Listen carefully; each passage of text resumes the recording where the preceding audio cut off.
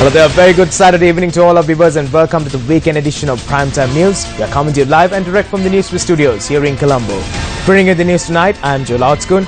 We start off with a look at your headlines for this evening.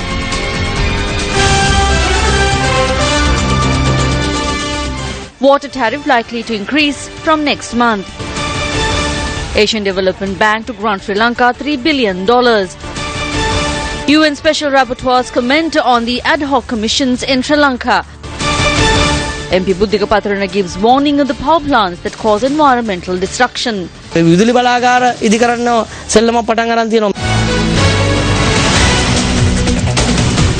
on to your developing story this evening, an internal circular has been distributed to increase the water usage charges starting this morning in line with the tax amendments that came into effect from the 2nd of May. 46% of the total population in Sri Lanka use tap water, and under this situation, the tax amendments will have a grave impact on the consumers. During the recent days, the increased tax being added to the water bill was debated in Parliament. When one opens the water tap today, what is heard is not the sound of gushing water, but the sound of added VAT. 15% VAT has been added from the matchbox to the coffin.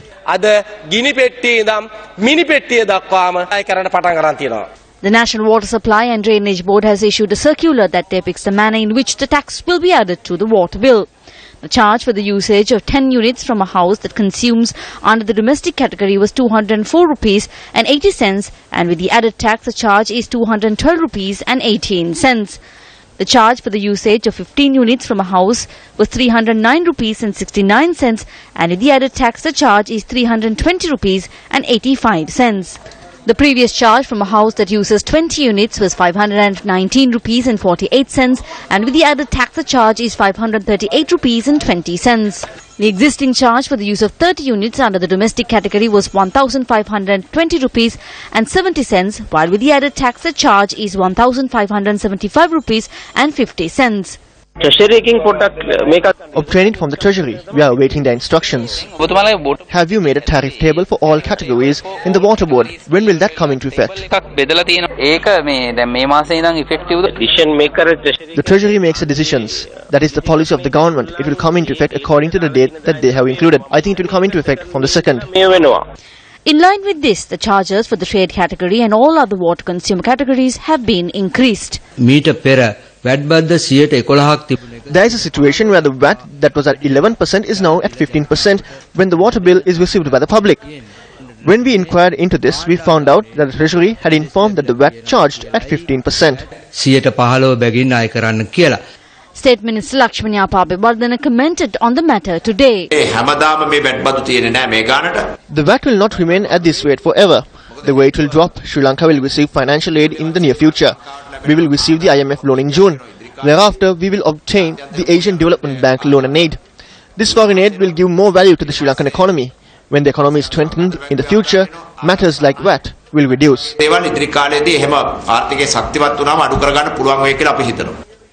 However, when looked into, it was revealed that the tax amendments have not been included into the electricity bill.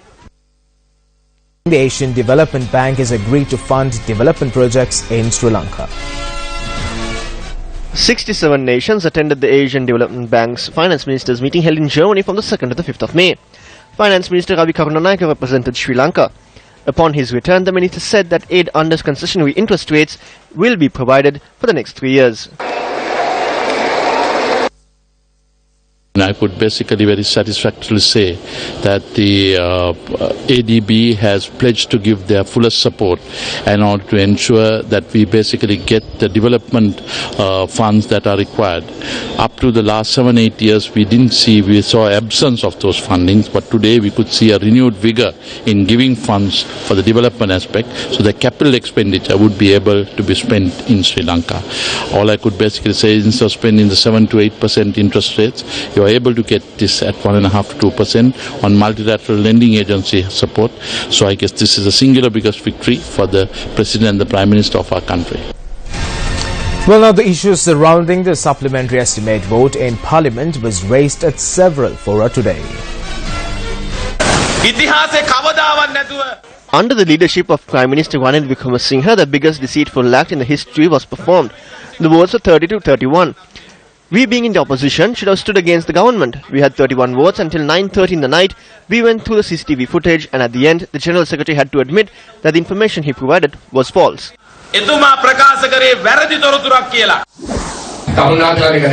You all should know this. Money was requested to purchase vehicles for the Prime Minister. We had to purchase vehicles for the Prime Minister because the former President had taken away all the vehicles. There were 3 bulletproof vehicles and all 3 of them were taken away. Well, now did the former president take away all the security vehicles? Former President Mahinda Rajapaksa commented in Palgola, Ibagamo in relation to this. They say that I took away all the vehicles. I had only 3 vehicles for security. There were 6. I did not take it away. I cannot take away the vehicles of the opposition leader. As president, I took the vehicles. State Minister Lakshman Yapabewardene expressed the following views in Mathura today.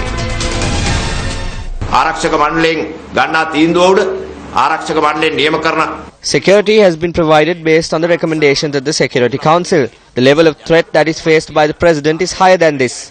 There are a number of forces working against him. Since there is no racism operating, there are a number of forces acting against him. He needs security from these forces. Steps should be taken by the government to ensure the protection and the security of him and the former leaders. The government will do it.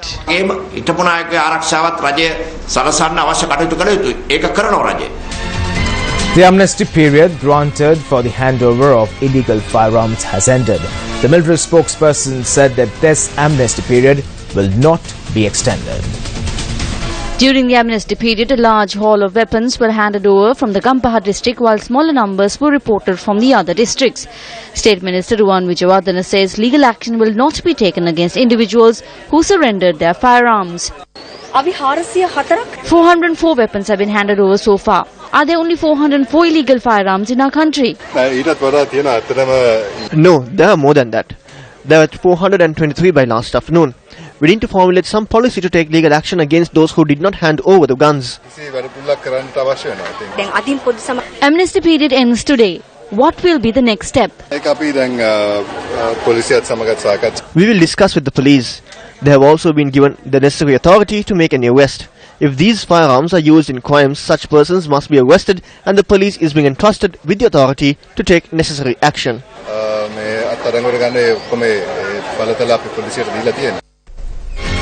The 5th village under the Uda Gammanu program was vested with the public today by Minister Sajid Premadasa. Under the first phase of the program, 25 houses were constructed on a 289 perch land. These houses were presented to the sub-families from the Navagampura village in Ampara, who were the first recipients of the 100,000 houses project of the late President Ranasinghe Premadasa.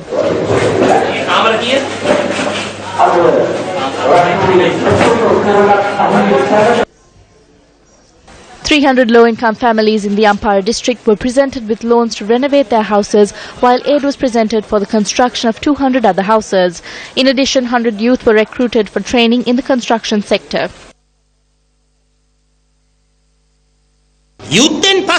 Following the war heroes were used to place sandbags opposite the temple of the sacred Tooth Relic and Golfers Green so that the princes can go on races. The previous government failed to provide houses to the war heroes to the Housing Development Authority. At this moment, I announce that the war heroes will be given housing aid for a low interest rate from the Housing Development Authority for the construction of their houses.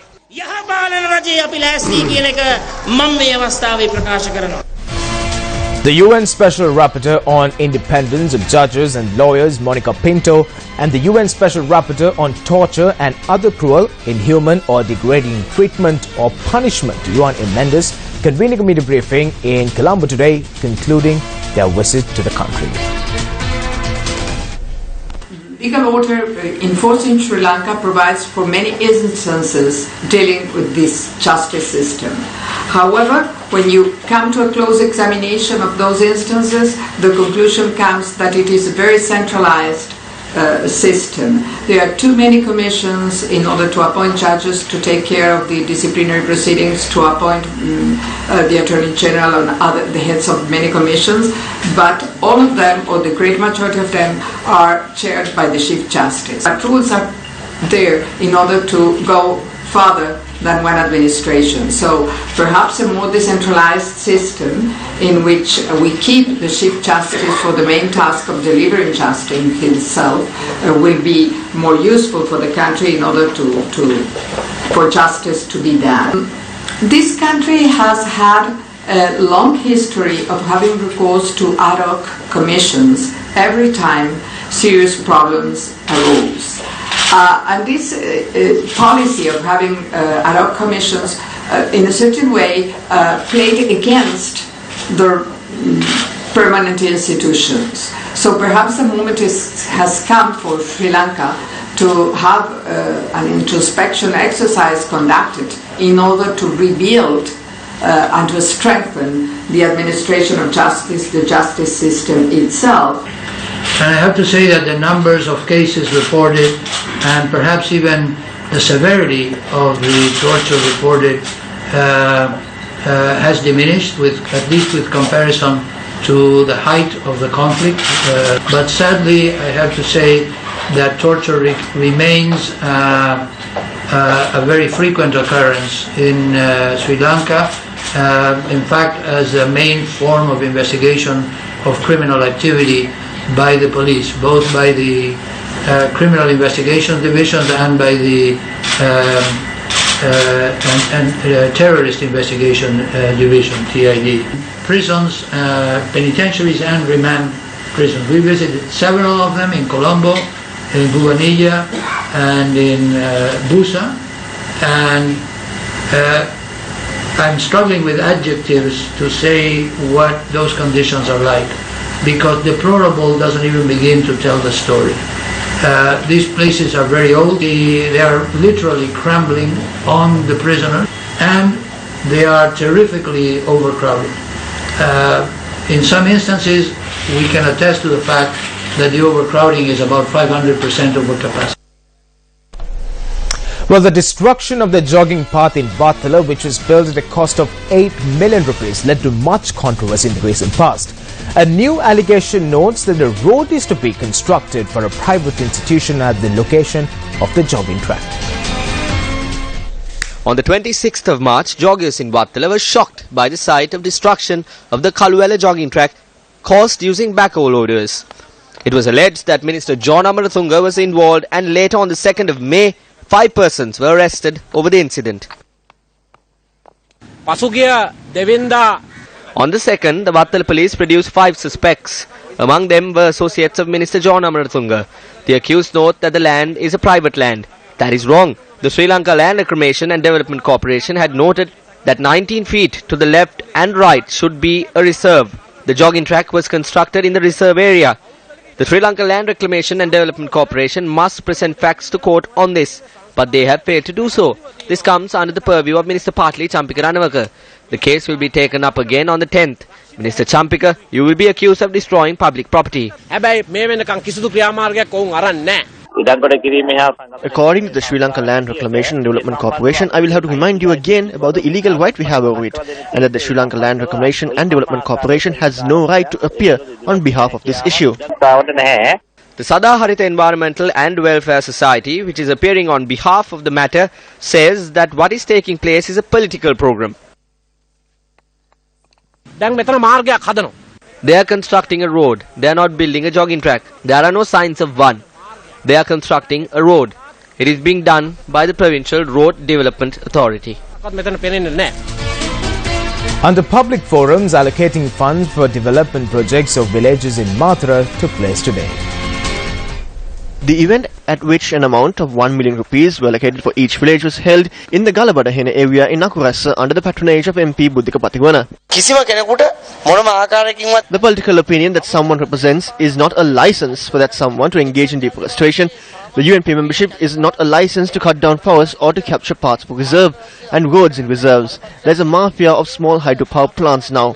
A situation has arisen where not only hydropower plants but certain diesel power plants and even the construction of larger projects like the Sampur coal-powered power plant needs to be seriously thought about and inspected properly.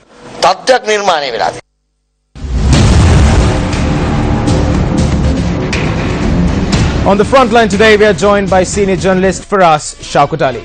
Faraz, Parliament came under much spotlight in the recent days.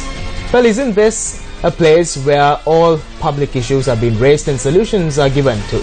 But however, the behavior of these public representatives, is it something acceptable? It's absolutely unacceptable. Their behavior was vexatious and utterly reprehensible. There is no way that these people should be behaving in such a manner, and it sets a very bad precedent to the children, to the youth of our country, and it should be condemned in as harshly as possible, and it's disgraceful.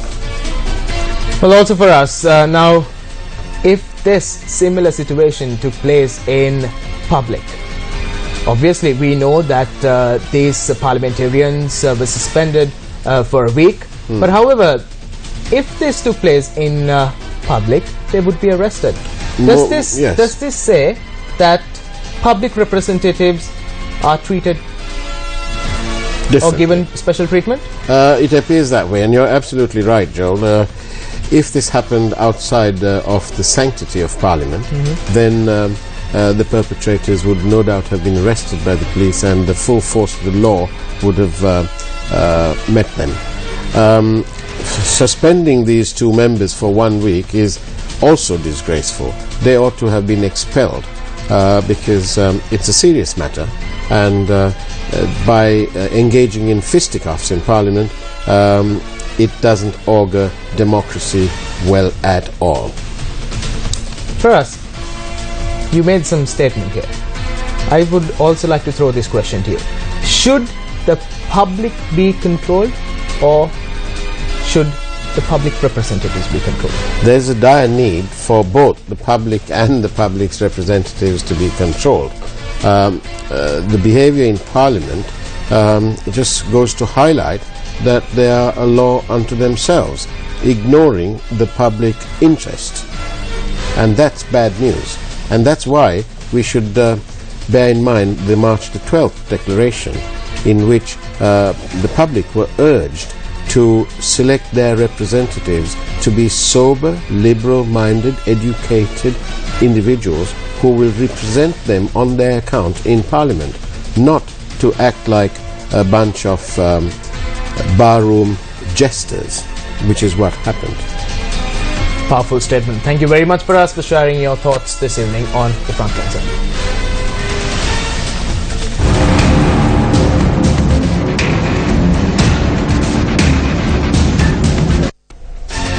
Moving on to more local news now. 2 Navy personnel who were injured when their bus met with an accident in Setikulam, Vavuniya were transferred to the Colombo National Hospital for further treatment. The accident took place at around 8 last night when a bus carrying 55 sailors from the Silavathura Daman Navy camp met with an accident in Pariyanakulam, Vavuniya. Eyewitnesses say the bus fell into a 15-foot deep precipice near the Malvathu Oya Bridge. 18 Navy personnel who were injured in the accident were admitted to the Setikulam hospital for treatment. A three-wheeler met with an accident when it veered off a bridge in the Madabada area in Balangoda last night. The police said the driver of the three-wheeler was found dead when the three-wheeler was examined this morning. 2 males were killed this morning after being knocked down by the night mail train which was travelling from Colombo to Jaffna. Our correspondent said that the victims were asleep on the railway track at the time of the incident. The Vijay Udane Bakma Festival took place at the Delgoda Public Grounds today. Newsfirst is the media sponsor for the festival. The festival is taking place under the auspices of State Minister of Defence, Ruwan Vijayawardena.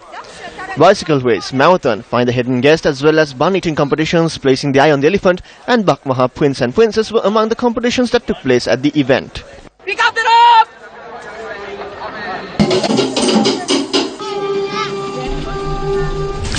The Presidential Community Service Program organised by the Presidential Secretariat took place today at the Valiya Kotavera Mankada Mahavidyalaya in Palangoda. A program was launched to identify health and social issues of the people in villages and find immediate solutions. An eye clinic and a dental clinic took place at the premises, while spectacles were also presented to those identified with the need for eye surgery.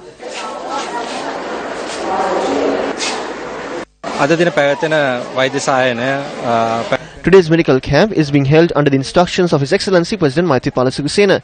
It is being held with aim of identifying medical issues in rural areas and provide solutions to those issues through the direct intervention of the medical unit of the Presidential Secretariat.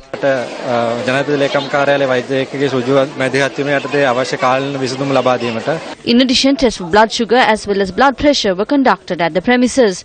The public were also educated on the ill effects that arise with the use of drugs.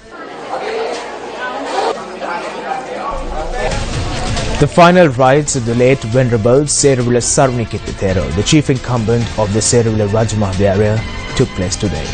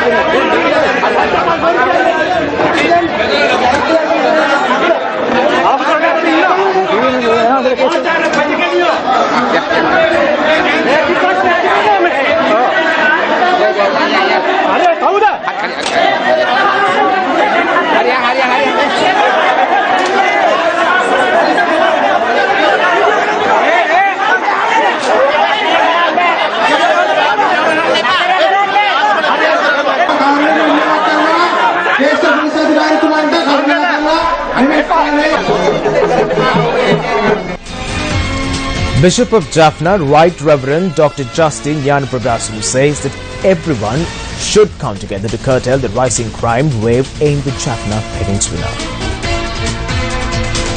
Issuing a communique, the Bishop of Jaffna says that murder, thievery and the usage of drugs is on the rise in the area. The communique says that individuals such as intellectuals, professors, journalists, lawyers and all the others should exert pressure on the relevant authorities that uphold law and order and politicians to curtail the situation.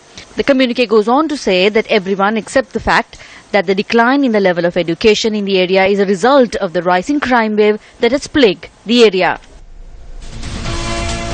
Navindu Sanayaka, the Minister of Plantation, speaking at an award ceremony yesterday, expressed the following views. Next year, the Sri Lanka Tea Board and the government are preparing itself for the 150 years of tea in Sri Lanka. Certainly a very momentous occasion for us. The tea industry is going through a turbulent time, a difficult time, a tough time. But for those doomsdayers who say that the industry is going to collapse and it's going to break, it's just not going to sustain itself, I tell them that this industry is very strong and sustainable, and there are certainly quality men who are driving it. And certainly that is what we want. The Asia Shipping Conference 2016 hosted in Sri Lanka drew to a close last evening. The Asian Shipping Conference, organised by the Women's International Shipping and Trading Association and the Ceylon Association of Shipping Agents, saw the participation of a diverse crowd from the industry. The conference serves as an impactful arena for the shipping and trading industry, also encouraging the women to take up roles in the industry. Commemorative pins were presented at the event. Following the ceremony, Minister of Ports and Shipping, Arjuna Ranatunga, expressed the following views. Now, it was very nice to see the ladies getting involved in shipping industry. Vista was formed to get all women in this country to get involved and introduce the shipping into women. And I just wanted to wish them take this concept to the villages, get these village ladies into the system and take this country to the next level. Arjit Singh, the voice behind many hit Bollywood songs, is set to take centre stage in Colombo tomorrow. Here's an insight into the musical career of Arjit Singh.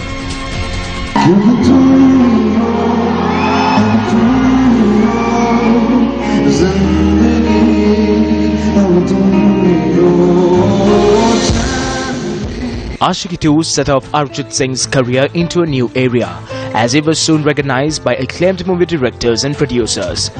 Arjit Singh, who began his career participating in the reality show Fame Gurukul, in which he lost at the finals. But he won another reality show called 10K 10 Li Gaya Dil, paving the way for him to set up a recording studio.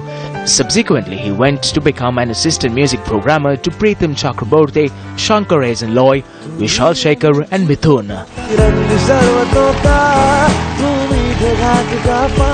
Singh has received many awards and honours, including 2 Filmfare Awards, an IFA Award, a C. Zine Award and 2 Screen Awards. On the 8th of May 2016, Singh will take stage with a symphony orchestra to give Sri Lankan audience a one-of-a-kind performance at an event assisted by the MTV MBC Media Network and M Entertainment.